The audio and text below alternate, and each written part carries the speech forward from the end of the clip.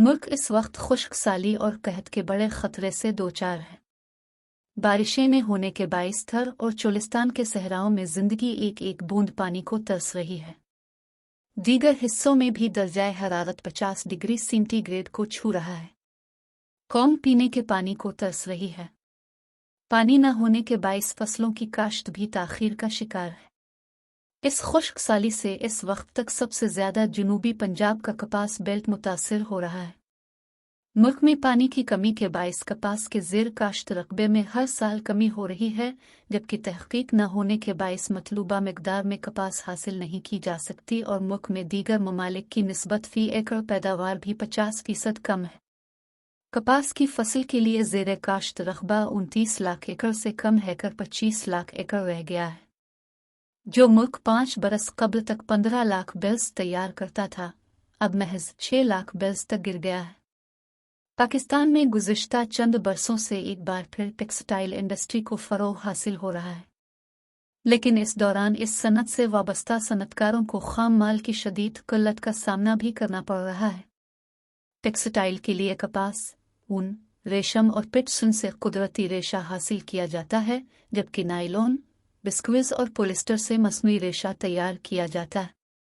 बदकिस्मती से पाकिस्तान जैसा ज़री मुल्क कुदरती रेशे के लिए भी दीगर ममालिक पर इन्हिसार करता है, जबकि दीगर कुदरती रेशों की सूरत हाल नागुफ्ताबा है। इसी तरह अलविदगी का शिकार मुल्क मसनूई रेशों पर इन्हिसार का मुतहम्मिल नहीं हो सकता। ऐसे में हुकूमती सतह पर इक़दामात तो देखने में नहीं आ रहे, मगर तालीमी इदारों में माहिरीन खासे फ़िक्रमंद हैं। सवाल यह है, पाकिस्तान में कपास का मुतबादिल क्या हो सकता है? खुश्क साली और तेज़ी से कम होते ज़ेर काश्त रकबे का हल तलाश कैसे कर सकते हैं? पाकिस्तान में ऐसी कौन सी फसलें हैं जिनके रेशे को धागे के तौर पर इस्तेमाल किया जा सकता है? इस हवाले से गुज़िश्ता दिनों कौमी अखबारात के तालीमी सफ़हात पर शाये शुदा खबर ने मुझे अपनी तरफ मुतवज्जे किया।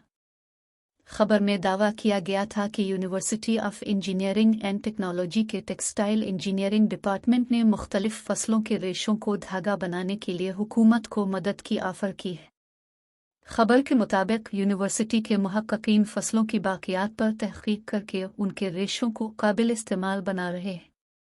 यूनिवर्सिटी के मुताबिक सबसे पहले केले के तनों पर तहक़ीक़ की गई, इसके बाद भन के ज़रिए जीन्स की तैयारी का तजर्बा और अब की बार भिंडी के तनों को इस्तेमाल करके उनके रेशे को रुई से मिलाकर धागा तैयार करने का कामयाब तजर्बा किया गया है। भिंडी की फालतू और सख्त बाक़ियात को धागा बनाने के अमल पर तहक़ीक़ का दावा मेरे लिए हैरान कुन था। गो कि पाकिस्तान में भिंडी का रेशा बालिफसानी दस्तयाब, वाफिर मिकदार में मौजूद और कम कीमत है, मगर इसके बावजूद सख्त होने के बाइस इसे धागे या कपड़े की शक्ल में तब्दील करना इंतहाई मुश्किल है। इसी वजह से दुनिया में उसकी जानिब कम तवज्जो दी जाती है, लेकिन यूईटी के मुहक्किकीन ने ऐसा क्या कमाल कर दिया कि वो मुल्क में एक इनकलाब का दावा कर रहे हैं। इस हवाले से मैंने टेक्सटाइल इंजीनियरिंग डिपार्टमेंट के मुहक्किकीन से राब्ता किया, जिन्होंने अपनी तहक़ीक़ से मुताल्लिक़ तफ़सीलात बताएं। इसके मुताबिक टेक्सटाइल इंजीनियरिंग डिपार्टमेंट में भिंडी के सख्त तनों को जदीद लेबॉर्ट्री में कीमियाई अमल के बगैर नरम बनाया गया। इसके बाद उन तनों को रेशे में तब्दील किया गया, जिसके बाद तैयार शुदा रेशे से धागा बनाया गया और इस धागे की ताकत को जदीद तरीक़ों के साथ आजमाया गया।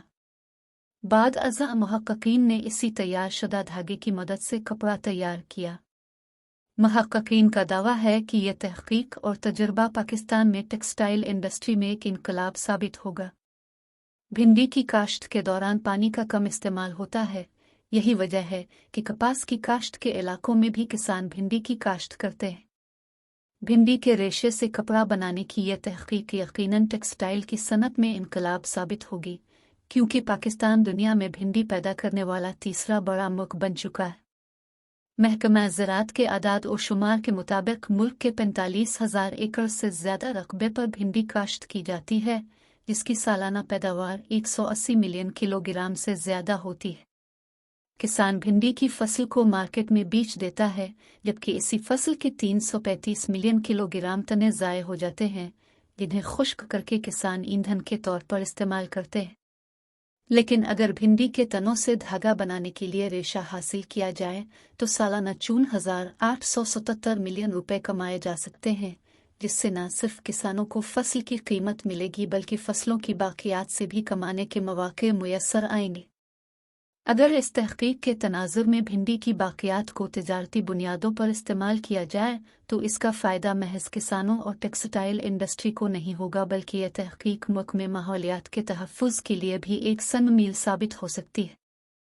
सर्दियों में तप्श का एहसास देने वाले खाशाक मखसूस पौधों के तने मौसम सरमा में गर्मी तो दे देते हैं, मगर यही चंद मिनटों की गर्मी हज़ारों शहरियों और नस्लों के लिए मौत का पैगाम बन रही है। पाकिस्तान, जो कि हर साल स्मोक जैसे मसाइल का सामना कर रहा है, जहां 22% अमवात यानी 1.25 लाख शहरी फ़िज़ाई अलविदगी से अपनी जान की बाजी हार जाते हैं। इस अलविदगी की बड़ी वजह जहां फैशन इंडस्ट्री को करार दिया जा रहा है, वहीं फसलों की बाकियात का जला देना भी मुल्क में बढ़ती हुई अलविदगी की वजह है। किस्सा यहाँ पर ही ख़त्म नहीं होता, बल्कि यह दास्तान मज़ीद अंदोहनाक और दर्दनाक हो रही है। इस वक्त सारी दुनिया प्लास्टिक वेस्ट और फ़िज़ाई अलविदगी के मसाइल से नबर्द अज़मा है। अक़वाम मुत्तहिदा के इदारे ट्रेड एंड डेवलपमेंट के मुताबिक एक शर्ट की तैयारी में 20,000 लीटर तक पानी इस्तेमाल होता है।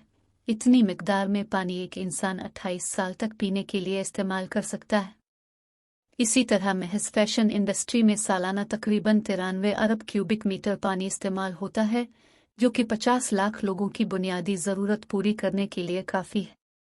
बात यहाँ पर ख़त्म नहीं होती, बल्कि नए प्लास्टिक से तैयार होने वाली एक पॉलिस्टर की शर्ट की तैयारी में गाड़ियों से ज़्यादा कार्बन का इखराज होता है, जबकि मसनूआत की तरसील में और कपड़ों को रंगने से मज़ीद आलूदगी पैदा होती है।